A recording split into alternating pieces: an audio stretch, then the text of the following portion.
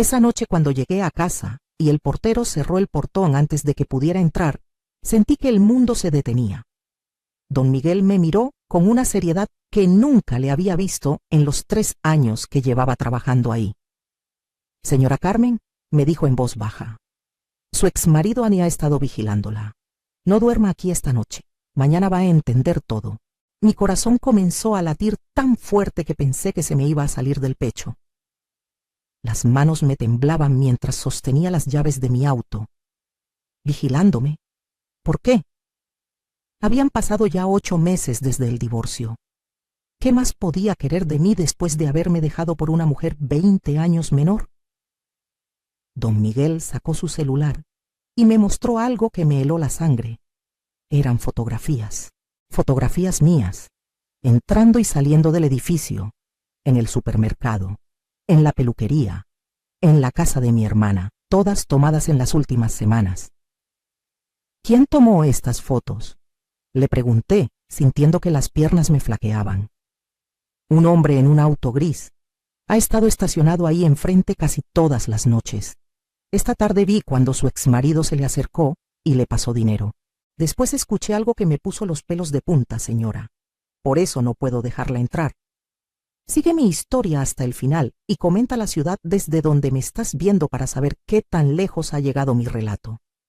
Las palabras de don Miguel seguían resonando en mi cabeza mientras manejaba hacia el hotel más cercano. Mis manos todavía temblaban sobre el volante. Después de 32 años de matrimonio, después de todo lo que había soportado, ahora esto. Pero déjenme contarles desde el principio para que entiendan cómo llegué hasta aquí. Me llamo Carmen Flores de Mendoza, tengo 63 años, y durante más de 3 décadas fui la esposa perfecta. Conocí a Roberto cuando yo tenía apenas 23 años. Él era un contador ambicioso de 28, con grandes sueños y una sonrisa que me derretía. Nos casamos 6 meses después de conocernos, en una boda sencilla en la parroquia de mi colonia. Mi mamá me dijo ese día: «Mija, el matrimonio requiere sacrificio. La mujer es la que sostiene el hogar». Y vaya que tomé esas palabras en serio. Los primeros años fueron buenos. Roberto trabajaba largas horas y yo me encargaba de la casa. Cuando nació nuestra hija Daniela, dejé mi trabajo como secretaria en una escuela. «No tiene sentido que trabajes», me dijo Roberto. «Con lo que ganas apenas y pagaríamos a alguien para que cuide a la niña. Es mejor que tú te quedes en casa». Y yo acepté, porque eso era lo que se esperaba de una buena esposa. 3 años después, llegó nuestro hijo Javier, y mis días se volvieron un remolino interminable de pañales, biberones y noches sin dormir. Pero yo era feliz. O eso me decía a mí misma. Veía a Roberto progresar en su carrera, abrir su propio despacho contable, y me sentía orgullosa. Yo era quien planchaba sus camisas a las 5 de la mañana para que saliera impecable a sus juntas. Yo era quien preparaba cenas para sus clientes importantes, quien sonreía y servía café mientras ellos hablaban de negocios. Yo era quien se quedaba despierta cuando los niños tenían fiebre para que él pudiera dormir y rendir bien en el trabajo al día siguiente. Los años pasaron y mis hijos crecieron. Daniela se convirtió en una adolescente difícil, siempre demandando ropa de marca y el último modelo de celular. Javier era más tranquilo pero igualmente exigente. Y Roberto, bueno, Roberto cada vez llegaba más tarde a casa. «Tengo muchos clientes, Carmen», me decía. «Esto es por nuestro futuro, por darles lo mejor a los niños». Y yo le creía, siempre le creí. Cuando Daniela cumplió 15 años, Roberto insistió en hacerle una fiesta por todo lo alto. Rentamos un salón elegante, contratamos mariachi y hasta trajimos un grupo musical que estaba de moda. Nos endeudamos por más de 2 años para pagarla, pero Roberto decía que era importante, que nuestra hija lo merecía. Yo preparé casi toda la comida con mis propias manos para ahorrar. Pasé 3 días completos en la cocina haciendo tamales, mole y arroz para 200 personas. Mis manos quedaron hinchadas y quemadas, pero la fiesta fue un éxito. Daniela ni siquiera me dio las gracias. Estaba demasiado ocupada tomándose fotos con sus amigas. Mi vida se convirtió en servir a todos. Roberto quería sus comidas a tiempo, su ropa limpia, su casa impecable. Los niños querían todo servido en bandeja de plata. Nadie preguntaba cómo estaba yo. Nadie notaba cuando me enfermaba o cuando estaba cansada. Recuerdo una vez que me desmayé en la cocina por la presión alta. Desperté en el piso, sola. Todos se habían ido sin darse cuenta. Roberto a su oficina, los niños a la escuela. Me levanté, me tomé un vaso con agua y seguí preparando la comida del día. Cuando los niños entraron a la universidad, pensé que las cosas mejorarían, que tal vez Roberto y yo podríamos reconectarnos, viajar, disfrutar, pero no. Daniela estudiaba diseño de modas en una universidad privada carísima. Javier estudió administración de empresas y decidió hacer una maestría en el extranjero. Todo era caro, todo requería dinero. Roberto trabajaba más que nunca. Yo me quedaba sola en una casa cada vez más vacía, esperando que alguien me necesitara. Mis amigas me decían que me veía cansada, que había envejecido mucho en poco tiempo. Yo me miraba al espejo y ya no reconocía a la muchacha alegre que fui alguna vez. Mis manos estaban ásperas de tanto lavar y limpiar. Mi espalda dolía de cargar las bolsas del súper sola, de trapear pisos, de hacer camas que nadie agradecía. Había subido de peso por el estrés y porque comía a deshoras, normalmente lo que sobraba en las ollas después de servir a todos. Pero seguía adelante, porque eso hace una buena esposa, una buena madre. Te sacrificas sin esperar nada a cambio. Roberto empezó a llegar cada vez más tarde. Primero eran las 9 de la noche, luego las 10, después la medianoche. Siempre con la misma excusa: trabajo, clientes, papeles que revisar. Su celular sonaba a todas horas y él salía al jardín para contestar. Es confidencial, Carmen. Asuntos de clientes, me decía. Yo asentía, tragándome las sospechas que empezaban a crecer en mi pecho como una mala hierba. Una noche encontré un arete en su auto, un arete pequeño, dorado, en forma de mariposa. Cuando le pregunté, él se enojó. Ahora resulta que me estás espiando. Debe ser de alguna clienta. Me dan aventones o los llevo a revisar documentos. No seas ridícula, Carmen. Me hizo sentir tonta, celosa, paranoica. Me disculpé yo con él. Así de bien me había entrenado para dudar de mí misma. Esa noche en el hotel, acostada en una cama que no era la mía, con el celular en la mano, le marqué a don Miguel. Necesito saber qué escuchó exactamente, le dije. Hubo un silencio largo del otro lado. Señora Carmen, escuché cuando su exmarido le dijo al tipo que la estaba siguiendo que necesitaba saber sus rutinas exactas, que necesitaba saber cuándo estaba sola, cuándo salía, con quién se veía, y luego dijo algo que me asustó mucho. Necesito asegurarme de que todo esté en orden para cuando llegue el momento. No sé qué significa eso, señora, pero no me gustó cómo sonó. El miedo me recorrió entera. ¿Cuál momento? ¿Qué estaba planeando Roberto? Ya me había quitado todo en el divorcio. Bueno, casi todo. La casa donde vivía ahora era mía. Había sido de mi mamá. Y ella me la heredó a mí solamente. Era lo único que Roberto no había podido tocar. ¿Acaso quería quitármela también? ¿O era algo peor? No pude dormir esa noche. Le di vueltas y vueltas a todo en mi cabeza. Tenía que entender cómo había llegado hasta este punto, vigilada como una criminal por el hombre con quien compartí más de 3 décadas de mi vida. El principio del fin comenzó hace 2 años. Roberto llegó una noche de viernes más temprano que de costumbre. Me encontró en la sala, viendo mi telenovela favorita, algo que solo podía hacer cuando estaba sola porque a él le parecía una pérdida de tiempo. Se sentó frente a mí con una expresión seria.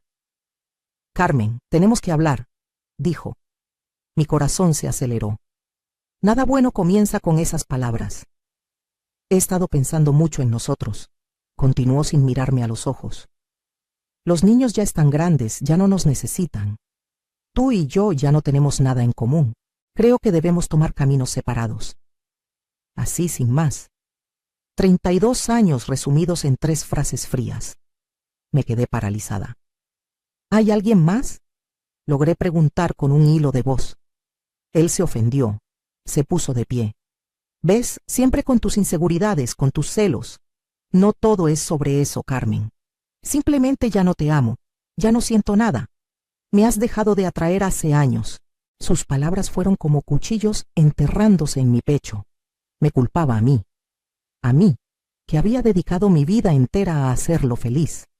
A mí, que me había olvidado de quién era para hacer lo que él necesitaba. Me fui a la recámara llorando, sintiendo que el mundo se me caía encima.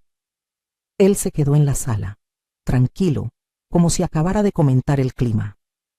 A la mañana siguiente, me levanté con los ojos hinchados pero decidida a luchar por mi matrimonio. Preparé su desayuno favorito, me arreglé lo mejor que pude y cuando bajó le supliqué que reconsiderara. Podemos ir a terapia, Roberto, podemos intentarlo. No tires a la basura todos estos años. Él suspiró como si yo fuera una niña molesta. Ya está decidido, Carmen, ya hablé con un abogado. Voy a ser justo contigo. No te preocupes. Pero esto se acabó. Las siguientes semanas fueron un infierno. Roberto se movió a la recámara de visitas. Apenas me hablaba. Cuando intentaba hablar con mis hijos para contarles lo que estaba pasando, ellos tomaron el lado de su padre. Mamá, papá tiene derecho a ser feliz, me dijo Daniela por teléfono. No puedes obligarlo a quedarse contigo si ya no te quiere. Tienes que dejarlo ir. Javier fue más directo. Mamá, no seas dramática. Es normal que la gente se divorcie. Ya estás grande, supéralo. Nadie me preguntó cómo me sentía yo. Nadie me consoló.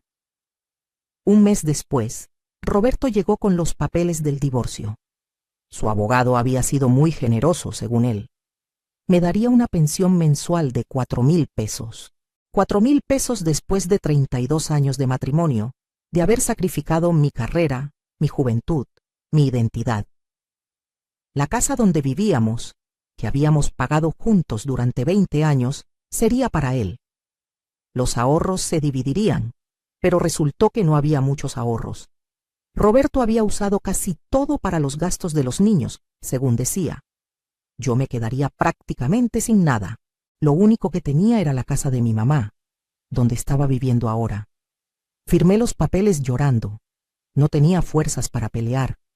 No tenía dinero para un abogado mejor. Me sentía vieja, cansada, derrotada. Roberto se veía aliviado, casi feliz. Vas a ver qué es lo mejor para los dos, Carmen, me dijo mientras guardaba los papeles. Ahora ambos podemos empezar de nuevo. Empezar de nuevo. Yo tenía 61 años, sin trabajo, sin ahorros, sin nada más que una casa vieja y recuerdos amargos. 2 semanas después del divorcio, vi las fotos en Facebook. Roberto con una mujer joven, guapa, de unos 40 años. Abrazados, sonrientes, en un restaurante elegante.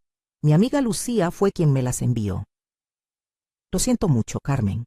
Pensé que debías saberlo. Las fotos tenían fecha de 3 meses atrás. 3 meses. Roberto ya estaba con ella desde antes del divorcio. Todas sus mentiras, todo su discurso de que no había nadie más, todo era falso. Investigué un poco, con la ayuda de Lucía, que sabe moverse en las redes sociales mejor que yo.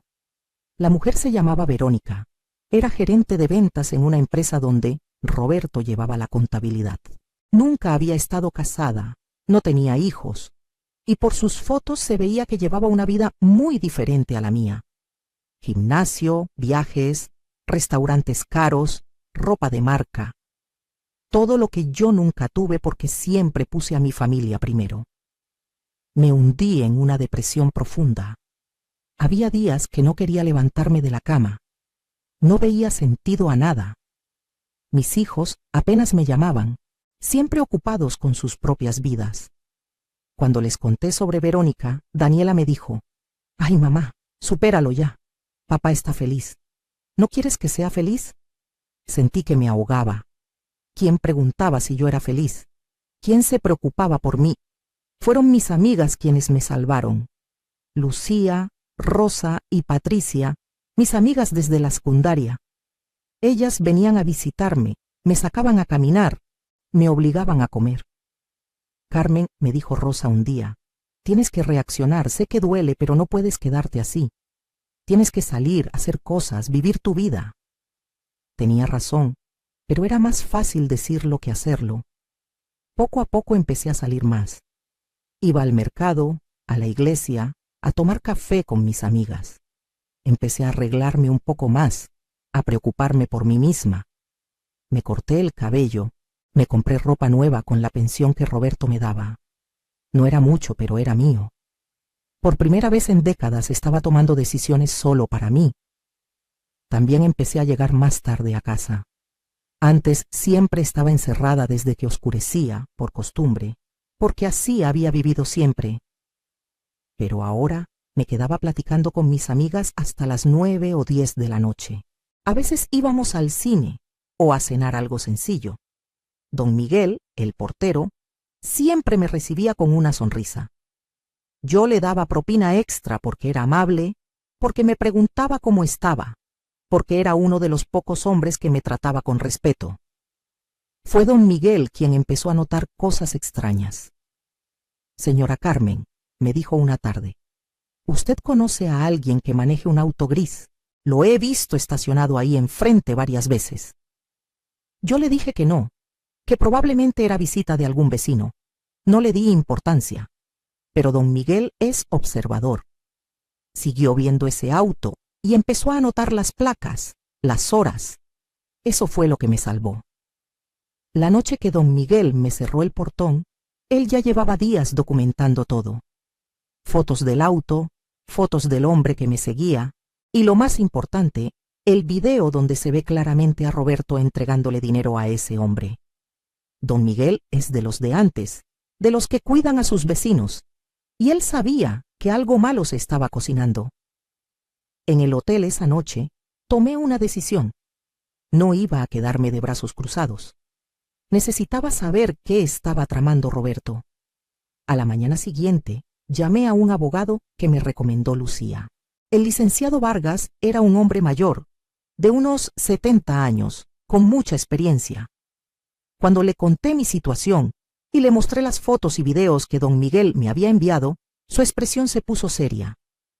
Señora Carmen, esto es acoso. Es ilegal que su exesposo la mande seguir. Podemos levantar una denuncia, me dijo. Pero primero necesitamos entender qué está buscando él. ¿Tiene usted algo de valor que él pudiera querer? ¿Propiedades? ¿Dinero? ¿Algo? Le conté de la casa de mi mamá, la única propiedad que tenía a mi nombre. El licenciado asintió pensativo. Es posible que quiera encontrar la manera de quitársela, o peor, podría estar buscando evidencia para acusarla de algo y quedarse con esa casa. ¿Usted tiene todos sus documentos en orden? Esa pregunta me puso a pensar. Fui a casa al día siguiente temprano, cuando sabía que no habría nadie vigilando. Revisé todos mis papeles. La escritura de la casa estaba a mi nombre, eso era seguro. Pero encontré algo más. Entre los documentos viejos de mi mamá, había un sobre que nunca había abierto. Decía, para Carmen, abrir solo en caso de emergencia. Mi mamá había fallecido 5 años atrás, y yo nunca había visto ese sobre porque estaba en una caja con muchos papeles que no había tenido tiempo de revisar. Lo abrí con manos temblorosas. Adentro había documentos de una cuenta bancaria en Panamá. Mi mamá, que yo creía que apenas tenía para sobrevivir, había estado ahorrando durante años. Trabajó como costurera toda su vida, haciendo vestidos de novia y de quinceañera para las familias ricas del rumbo. Aparentemente cobraba mucho más de lo que yo pensaba, y había guardado ese dinero en secreto. La cuenta tenía más de $200,000. Casi me desmayo cuando vi la cifra. Había una carta también, escrita con la letra temblorosa de mi mamá. Mija querida, si estás leyendo esto es porque ya no estoy contigo. Este dinero es para ti, solo para ti. No se lo digas a Roberto ni a nadie. Es tu seguro, tu libertad. Siempre supe que ese hombre no te valoraba como mereces. Usa este dinero para ser feliz, para vivir la vida que nunca te permitiste vivir. Te amo, mamá. Me puse a llorar ahí mismo, en el piso de mi recámara, abrazando esa carta. Mi mamá, incluso desde la tumba, me estaba cuidando, me estaba dando lo que necesitaba para defenderme. Y en ese momento, supe que tenía que ser inteligente. Roberto no podía saber de este dinero. Nadie podía saberlo todavía. Llamé al licenciado Vargas y le conté del hallazgo bajo estricta confidencialidad. Él me ayudó a verificar que la cuenta siguiera activa y que yo pudiera acceder a ella. Todo estaba en orden. Mi mamá había dejado todo perfectamente arreglado. Señora Carmen, me dijo el licenciado, con estos recursos usted puede defenderse muy bien, pero sugiero que nos movamos con cuidado. Vamos a investigar qué está tramando su exesposo antes de que él sepa que usted descubrió esto. Contraté a un investigador privado. Con el dinero de mi mamá podía pagarlo sin problemas. El investigador, un hombre joven pero profesional llamado Daniel, comenzó a seguir a Roberto y a la persona que me estaba vigilando. En 2 semanas tenía un informe completo que me dejó helada. Roberto y Verónica se querían casar, pero Verónica venía de una familia conservadora y católica, y no quería casarse con un hombre divorciado que dejó a su esposa casi en la calle. Eso dañaba su reputación. Entonces Roberto había inventado una estrategia. Quería demostrar que yo era una mujer de moral dudosa, que salía a altas horas de la noche, que tal vez tenía amantes. Con esa evidencia, podría demandarme por adulterio retroactivo, argumentar que el divorcio fue culpa mía y quedar bien frente a la familia de Verónica. Además, buscaba la manera de quitarme la casa de mi mamá, argumentando que yo no podía mantenerla con la pensión que él me daba y que era mejor venderla y repartir el dinero. Era un plan retorcido y cruel, pero muy propio de Roberto. Siempre fue calculador, siempre pensó varios pasos adelante. Lo que no sabía era que ahora yo también estaba jugando ajedrez y tenía piezas que él desconocía. Decidí darle una lección que nunca olvidaría, pero tenía que ser paciente, tenía que planear bien. Con la ayuda del licenciado Vargas y de Daniel, el investigador, empecé a mover mis piezas silenciosamente. Primero, transferí el dinero de la cuenta de Panamá a una cuenta nueva en México, a mi nombre únicamente, en un banco diferente al que siempre había usado. Luego invertí parte de ese dinero con un asesor financiero que me recomendó el licenciado. El resto lo guardé para lo que venía. Segundo, contraté a mi propio equipo de vigilancia. Si Roberto me seguía a mí, yo lo seguiría a él. Y vaya que encontramos cosas interesantes. Roberto no solo tenía una relación con Verónica, también estaba desviando dinero de algunos de sus clientes a cuentas personales.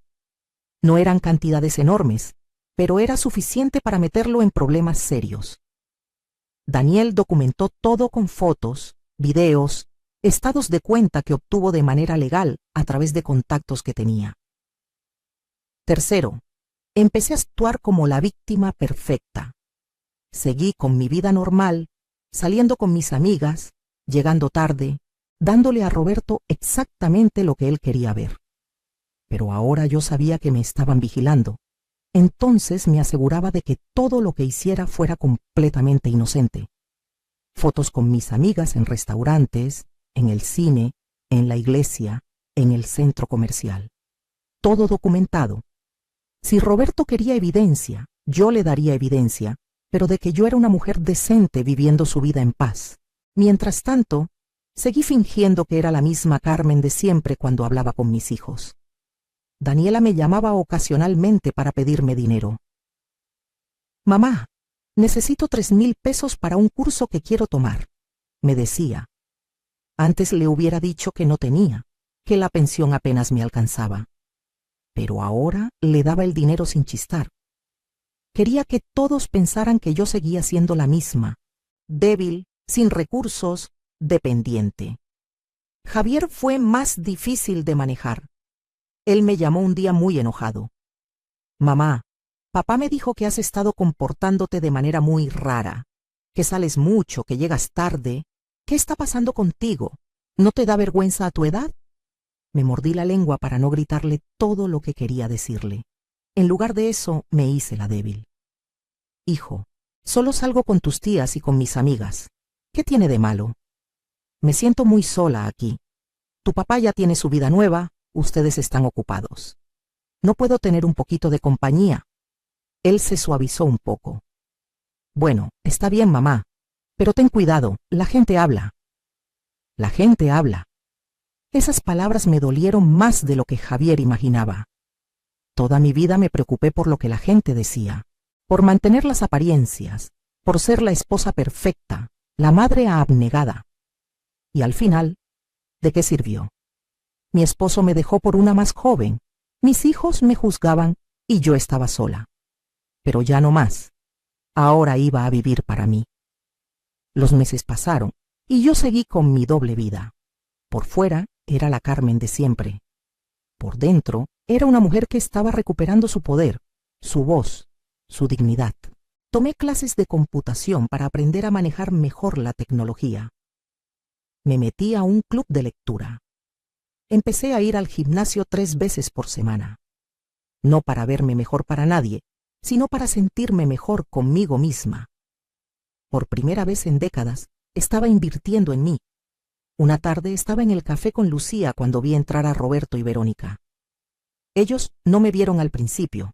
Estaban sentados en una mesa del otro lado, muy acaramelados, tomados de la mano. Verónica traía un anillo enorme en el dedo.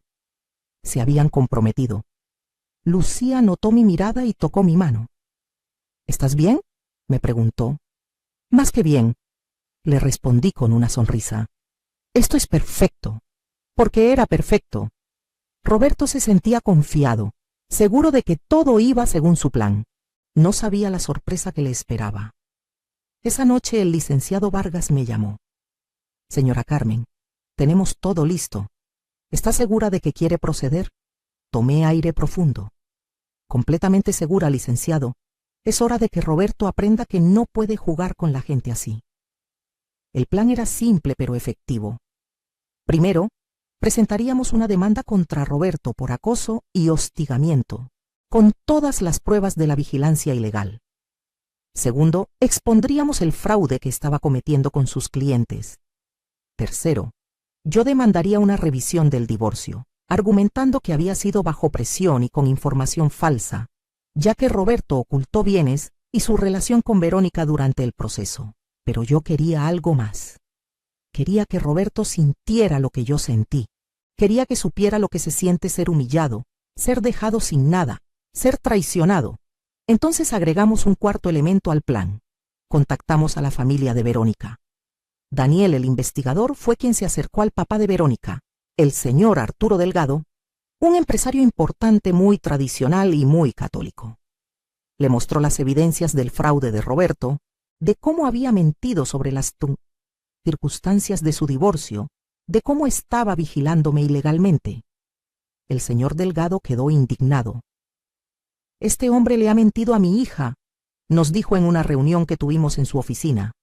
Le hizo creer que su exesposa era una mala mujer, que él era la víctima. Y ahora resulta que es un delincuente. El señor Delgado era un hombre de principios. No iba a permitir que su hija se casara con alguien así, pero aceptó ayudarnos a darle una lección a Roberto. Organizamos un evento que quedaría en la historia. Verónica, con el corazón roto pero furiosa por las mentiras, accedió a cooperar. Organizó una cena de compromiso, invitando a toda su familia, a los amigos cercanos de Roberto e incluso a mis hijos. Daniela y Javier estaban felices de que su padre se fuera a casar. Finalmente la familia volvería a estar completa según ellos. Nunca les importó que yo quedara destrozada en el camino. La cena sería en un restaurante elegante del centro. Roberto estaba emocionadísimo. Finalmente iba a formalizar su relación frente a todos. Lo que no sabía era que esa noche su mundo se iba a derrumbar. Llegué al restaurante media hora antes que todos. Me arreglé como nunca antes. Gasté dinero de mis ahorros en un vestido elegante color azul marino. Me hice el cabello y el maquillaje en un salón de belleza. Bajé casi 10 kilos en esos meses de gimnasio y me sentía bien conmigo misma. Lucía, Rosa y Patricia llegaron conmigo para apoyo moral. «Te ves hermosa», me dijo Rosa. «Vas a brillar esta noche». El plan era que yo llegaría como invitada sorpresa de la familia Delgado. Verónica les había dicho a Roberto que su padre quería conocer a toda la familia, incluyendo a la exesposa, para cerrar círculos y empezar con el pie derecho. Roberto no podía negarse sin quedar mal, aunque por dentro estaba furioso. Daniela y Javier tampoco estaban contentos de que yo fuera, pero tenían que aceptarlo. Los invitados empezaron a llegar. Roberto entró con Verónica del brazo, sonriente, saludando a todos. Cuando me vio, su sonrisa se congeló. Yo le di una sonrisa dulce y un pequeño saludo con la mano. Él se acercó. «Carmen, ¿qué haces aquí?», me preguntó entre dientes. «El señor Delgado me invitó», respondí tranquila. Pensé que era un gesto muy amable de su parte, queriendo conocer a toda la familia de su futuro yerno. Daniela y Javier también me vieron con sorpresa y algo de molestia. «Mamá, ¿en serio tenías que venir?», me susurró Daniela. «Esto es incómodo. Tu abuelo de parte de Verónica me invitó personalmente, hija. Hubiera sido de mala educación rechazar la invitación», respondí con calma. La verdad es que me estaba divirtiendo viendo la incomodidad de todos. Nos sentamos a la mesa. Yo quedé estratégicamente colocada entre el señor Delgado y el licenciado Vargas, quien también había sido invitado como mi acompañante. Roberto estaba al otro lado de la mesa con Verónica, sudando a pesar del aire acondicionado. Podía ver que estaba nervioso, tratando de descifrar qué estaba pasando. La cena comenzó normal. Platillos elegantes, conversación superficial, brindis por la feliz pareja. Roberto empezó a relajarse, pensando que tal vez todo saldría bien. Entonces, cuando trajeron el postre, el señor Delgado se puso de pie y pidió la atención de todos. «Buenas noches a todos.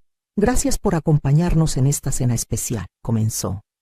«Como saben, mi hija Verónica y Roberto planeaban casarse pronto. Yo, como padre, quería asegurarme de que mi hija estuviera tomando la mejor decisión.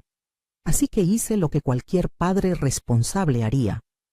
Investigué a fondo al hombre que quiere casarse con mi niña». Roberto palideció.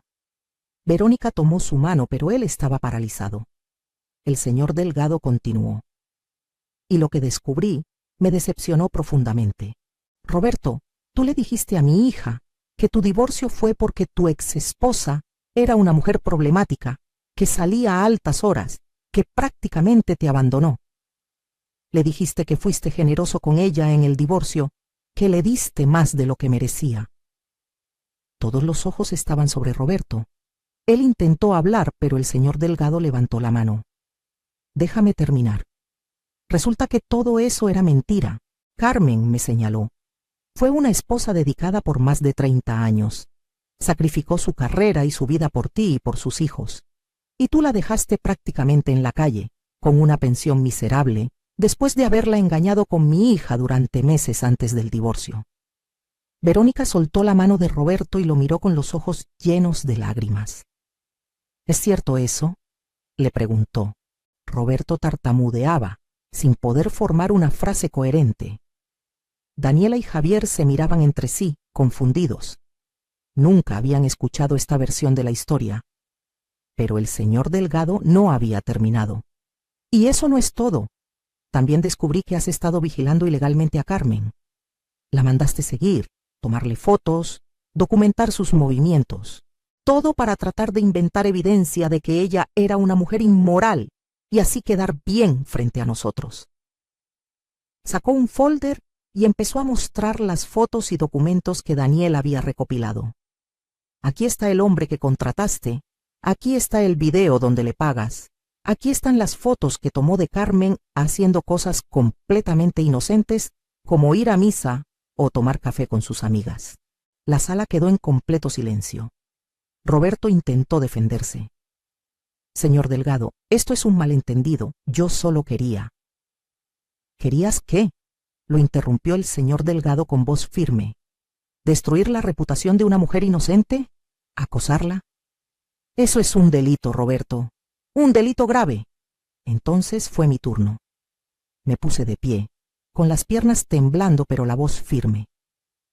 Roberto, durante 32 años te serví. Lavé tu ropa, preparé tu comida, crié a tus hijos, sacrifiqué mis sueños por los tuyos. Y cuando ya no me necesitaste, me desechaste como si fuera basura. Me dejaste sin nada, me hiciste sentir que no valía nada, y luego, como si no fuera suficiente, planeaste destruir lo poco que me quedaba, mi dignidad y mi casa. Las lágrimas corrían por mi cara, pero no me detuve. Pensaste que era tonta, que era débil, que podías hacer lo que quisieras conmigo, pero te equivocaste. Saqué mis propios documentos y los puse sobre la mesa. Aquí tengo evidencia de que has estado desviando dinero de tus clientes, miles de pesos que has robado durante años. También tengo aquí una demanda por acoso y hostigamiento. Y saqué otro documento. Es una demanda para revisar nuestro divorcio, porque se realizó bajo presión y con información falsa. Roberto estaba blanco como papel. Intentó levantarse, pero el licenciado Vargas le puso una mano en el hombro. Yo no haría eso si fuera usted, señor Mendoza. Tenemos testigos y evidencia de todo. Y créame que los delitos que ha cometido pueden llevarlo a la cárcel. Daniela se puso de pie. Mamá, ¿qué está pasando? ¿De qué estás hablando? Por primera vez en años, vi preocupación real en sus ojos. No por mí, sino por su padre. Pregúntale a tu padre, hija. Pregúntale cuánto dinero se ha robado. Pregúntale por qué me mandó vigilar. Pregúntale cuánto de lo que te ha dicho sobre nuestro divorcio es verdad. Javier también estaba en shock. Papá, ¿es verdad lo que está diciendo mamá? Roberto finalmente reaccionó, pero con ira. Esto es ridículo. Carmen está inventando todo esto porque está celosa. No puede aceptar que soy feliz con alguien más. Se volvió hacia Verónica. Mi amor, no les creas. Esto es una trampa, una venganza. Pero Verónica se había alejado de él, las lágrimas corriendo por su rostro, arruinando su maquillaje perfecto. Me mentiste, le dijo con voz quebrada. Me mentiste sobre todo, sobre tu divorcio, sobre Carmen, sobre quién eres realmente. Se quitó el anillo de compromiso y lo puso sobre la mesa. No puedo casarme con alguien así. No puedo casarme con un mentiroso y un ladrón. El restaurante completo estaba en silencio, todos mirando el drama desarrollarse. Roberto miró alrededor buscando apoyo, pero solo encontró miradas de desaprobación y shock. Incluso sus amigos lo miraban con duda. Esto no se va a quedar así, dijo apuntándome con el dedo. Me vas a pagar por esto, Carmen. Te voy a demandar por difamación, por calumnia, ¿Por decir la verdad? Lo interrumpí. Adelante, Roberto, demándame. Tengo los mejores abogados y todas las evidencias de mi lado. Y ahora también tengo algo que tú nunca supiste que tenía. Dinero. Mucho dinero. Vi cómo sus ojos se agrandaban. ¿Qué? Mi madre me dejó una herencia que tú nunca supiste que existía. Dinero que ahorró durante años y me heredó solo a mí. Dinero que he estado usando para defenderme de ti, para contratar investigadores, abogados, para reconstruir mi vida. Así que no, Roberto, ya no soy la Carmen pobre y débil que dejaste. Soy una mujer con recursos y con la determinación de que pagues por lo que me hiciste. Fue hermoso ver la realización aparecer en su cara. Durante meses había estado gastando dinero en vigilarme, en planear cómo quitarme mi casa, y todo ese tiempo yo estaba varios pasos adelante de él. Ustedes dos, me dirigí a Daniela y Javier. Toda su vida los puse primero. Me sacrifiqué por ustedes. Y cuando su padre me dejó, ninguno de los dos me apoyó. Me juzgaron, me hicieron sentir que era mi culpa, que no era suficiente. Nunca se preguntaron cómo me sentía yo, nunca me defendieron. Eligieron creerle a su padre sin siquiera escuchar mi versión. Daniela empezó a llorar. Mamá, nosotros no sabíamos. No sabían porque nunca preguntaron, la interrumpí. Asumieron lo peor de mí y lo mejor de él. Y eso duele más que el divorcio mismo. Pero quiero que sepan algo. A pesar de todo, los amo. Siempre los voy a amar porque son mis hijos. Pero ya no voy a permitir que me traten como me han tratado. Ya no voy a ser el tapete que todos pisan. A partir de ahora, me respetan o no soy parte de sus vidas. El señor Delgado puso su mano sobre mi hombro en señal de apoyo. Roberto, quiero que salgas de este restaurante ahora. No eres bienvenido en mi familia ni cerca de mi hija nunca más. Y te sugiero que consigas un muy buen abogado, porque según lo que he visto, lo vas a necesitar.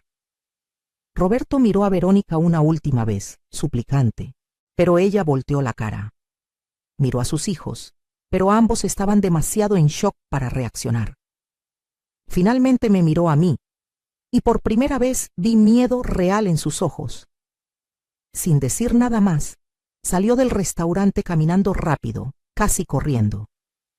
El silencio que quedó fue roto por Verónica, quien se acercó a mí llorando. Señora Carmen, yo no sabía nada de esto, él me dijo. Me dijo que usted lo había abandonado, que era usted quien había encontrado a alguien más. Lo siento tanto. Nunca hubiera. Si hubiera sabido. La abracé. Ella también era una víctima de Roberto a su manera. Tranquila, hija. Tú tampoco sabías quién era realmente. Ahora lo sabes. Aprende de esto y busca a alguien que te valore de verdad. Mis amigas me rodearon, orgullosas y emocionadas. Lucía me susurró al oído. Eso fue increíble, Carmen. Estoy tan orgullosa de ti. Y yo también estaba orgullosa de mí misma. Por primera vez en mi vida me había defendido. Había peleado por mí. Había usado mi voz. Había reclamado mi dignidad. Daniela se me acercó tímidamente. Mamá, yo necesito hablar contigo. Necesito que me cuentes todo, la verdad. Cuando estés lista para escuchar de verdad, hija, ahí estaré, le respondí. Javier se mantenía alejado, procesando todo. Lo entendía. Su imagen de su padre acababa de hacerse pedazos. Los siguientes días fueron un torbellino. Las demandas se presentaron formalmente. Roberto intentó defenderse, pero la evidencia era abrumadora. Sus clientes, al enterarse del fraude, también lo demandaron. Perdió su licencia como contador. Su reputación quedó destruida. La familia Delgado, que tenía mucha influencia en la ciudad, se aseguró de que todos supieran qué clase de hombre era. Mientras tanto, la revisión del divorcio procedió. Con toda la evidencia de engaño y ocultamiento de bienes, el juez falló a mi favor. Roberto tuvo que pagarme una compensación mucho mayor, además de entregarme la mitad del valor de la casa que habíamos compartido. También quedó obligado a pagarme una pensión digna, 5 veces más de lo que me daba antes. Pero lo mejor de todo fue recuperar el respeto de mis hijos.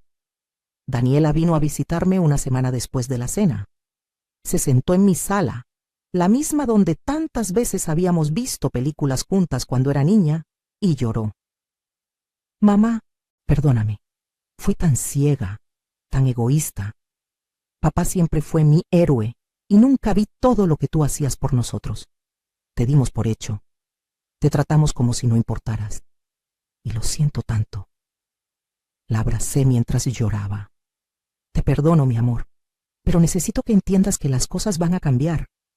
Ya no soy la mamá que dice sí a todo, que se sacrifica por ustedes sin límites. Ahora tengo mi propia vida, mis propios planes. Y necesito que me respetes como una persona, no solo como tu madre. Javier fue más difícil. Él idolatraba a Roberto, quería ser como él. Descubrir que su padre era un fraude lo afectó profundamente. Pasaron semanas antes de que viniera a verme. Cuando finalmente lo hizo, estaba diferente, más humilde. Mamá, no sé qué decir.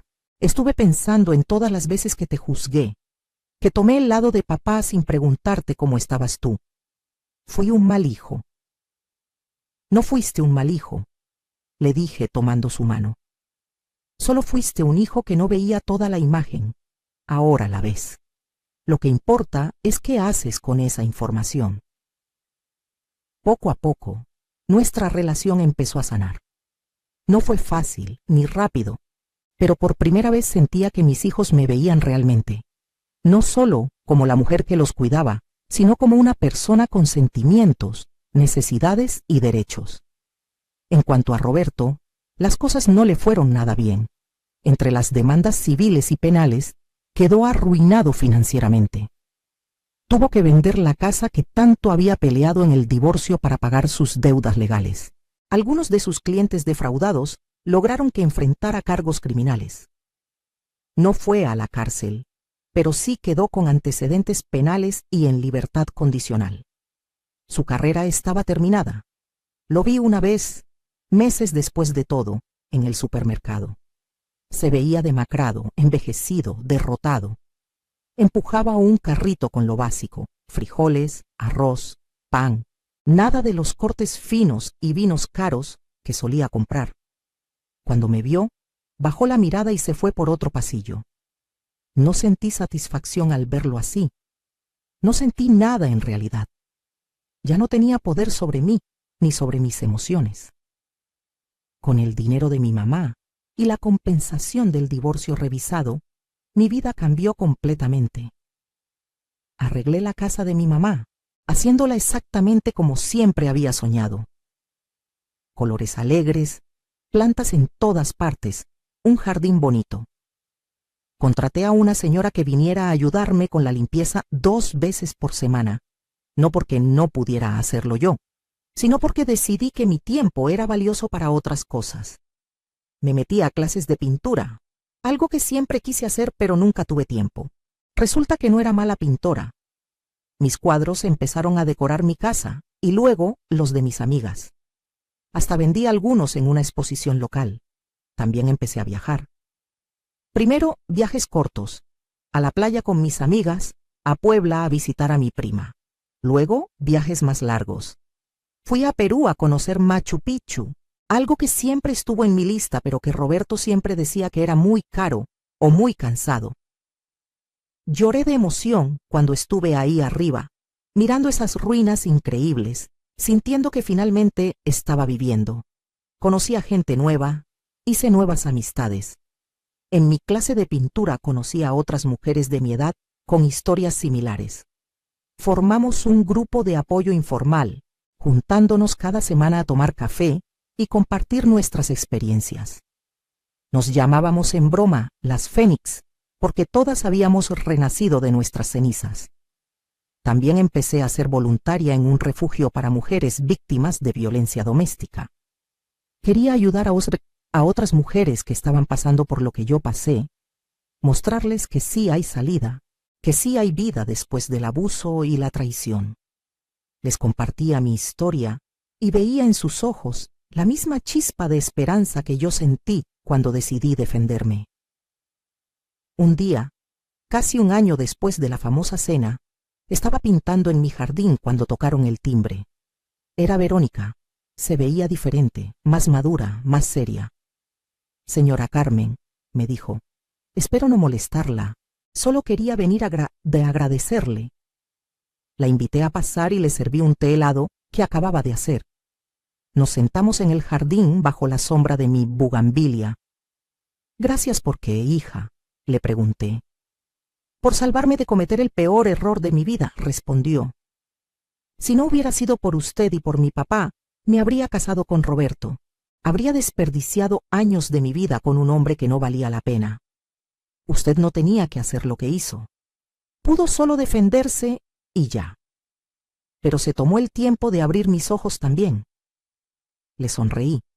«Tú tampoco tenías la culpa de nada, Verónica. Roberto es muy bueno manipulando, engañando. Yo también le creí durante 32 años. Me alegra que hayas salido de eso antes de que fuera demasiado tarde». Nos quedamos conversando un rato.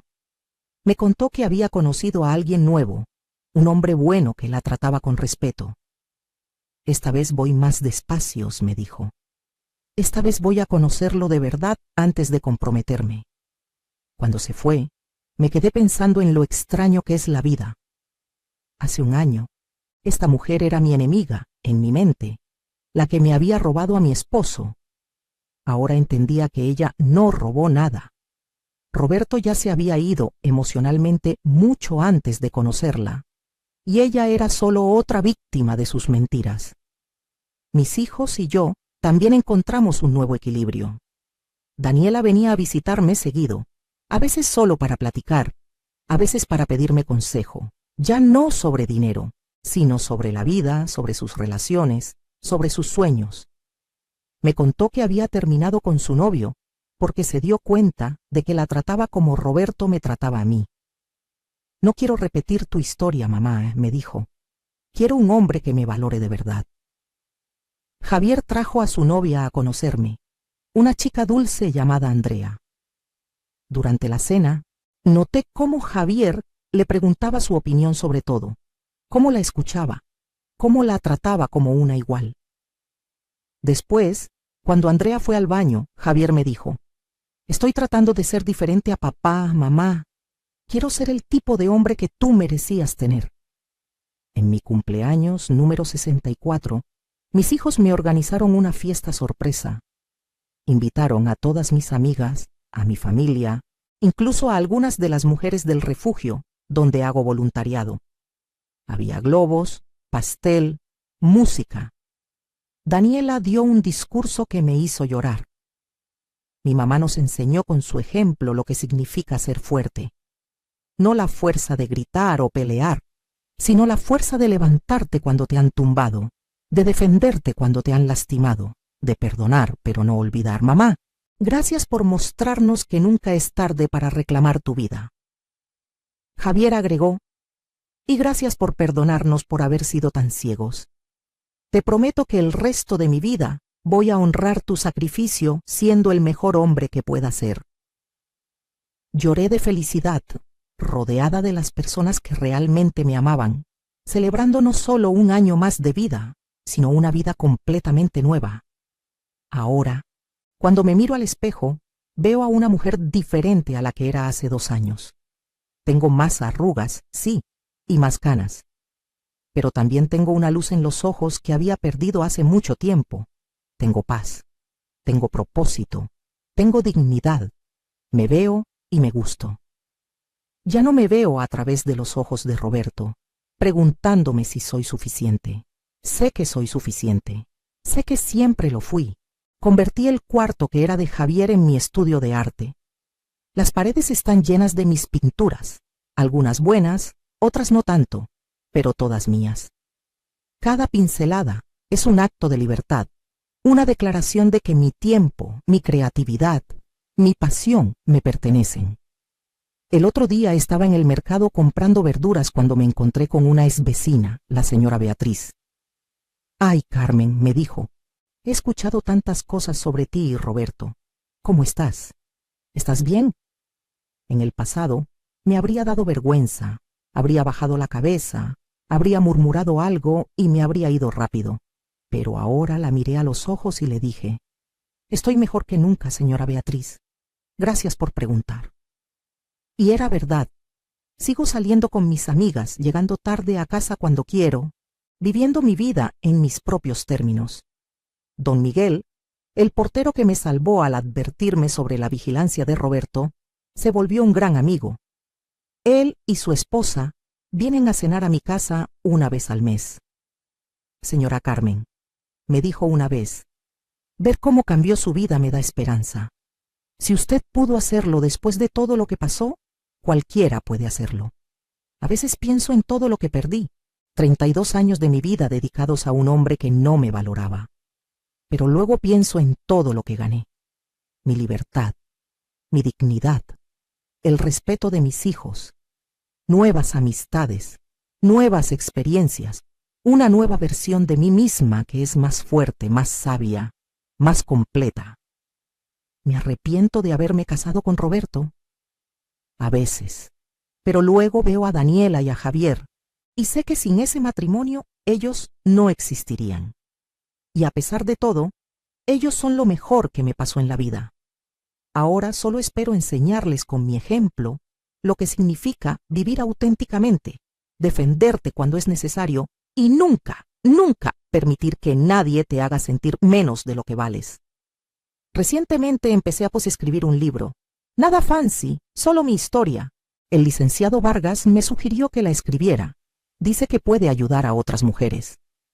No sé si alguien lo va a leer alguna vez, pero lo estoy escribiendo de todas formas, por mí, porque mi historia merece ser contada, porque cada mujer que ha sido subestimada, descartada, traicionada, merece saber que puede salir adelante.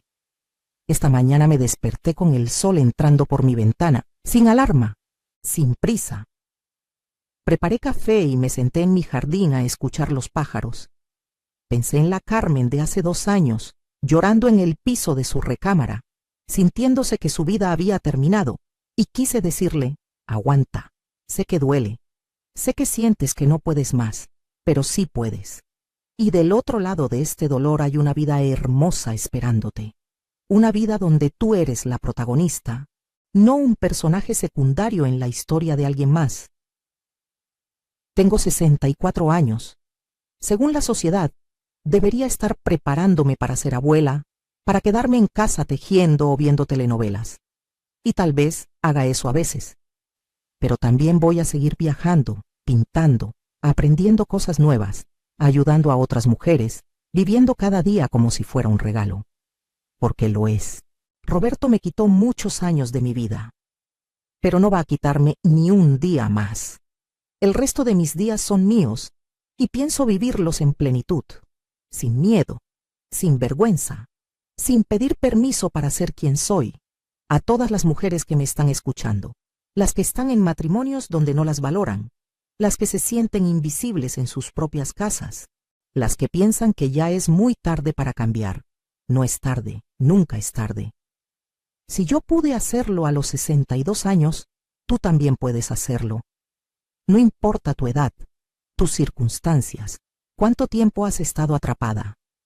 Siempre hay una salida, siempre hay esperanza, y a las que ya salieron, a las que están reconstruyendo sus vidas como yo, estoy orgullosa de ustedes, de cada una, porque sé lo difícil que es dar ese primer paso, levantar la voz, defender tu dignidad. Pero míranos ahora. Aquí estamos, más fuertes, más sabias, más completas. Mi mamá me cuidó desde el cielo con esa herencia que me dejó. Me dio las herramientas para defenderme, para construir una nueva vida. Y ahora es mi turno de cuidar a otras, de pasarle la antorcha, de decirles que sí se puede, que sí vale la pena. Que del otro lado del miedo y el dolor hay una vida esperando, una vida donde tú mandas, donde tú decides, donde tú brillas. Esta es mi historia. La historia de cómo la mujer que todos pisoteaban se convirtió en la mujer que nadie puede volver a derribar. La historia de cómo reclamé mi vida, mi voz, mi poder.